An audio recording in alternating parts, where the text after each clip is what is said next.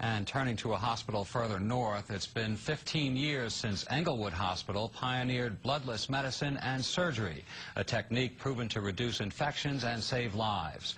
Now the Department of Defense wants its military doctors to learn it, so the DoD has turned to Englewood for training. NJN News health and medical correspondent Sarah Lee Kessler has that story. Say money. Money.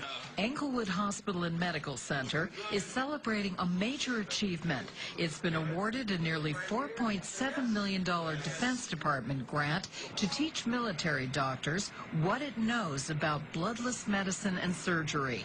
The hospital is an internationally recognized leader in the field. To date, it's treated more than 50,000 patients. Congressman Steve Rothman, who's a big supporter of the hospital, he was born here, says he lobbied for the grant after learning about the program.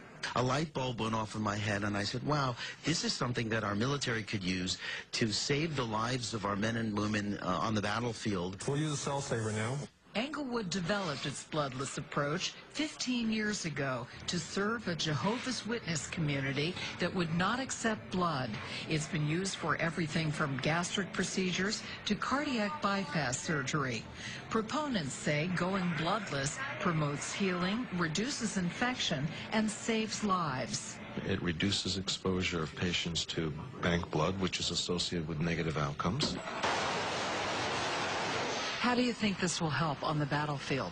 Tremendously, because there are always complications associated with transfusion. We're going to save lives. Military experts also believe the blood management program will be a tremendous asset when natural disasters strike, like the one in Haiti, because that's a time when medical supplies, including blood, are hard to come by.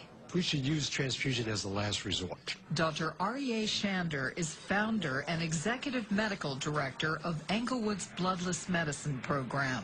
He says with military doctors, he'll focus on the importance of the cell saver, which collects and recycles a patient's own blood. Here's an opportunity with a cell saver to collect the patient's own blood that's shed from surgery, wash it, and then return it as fresh, autologous, meaning your own blood back to your circulation.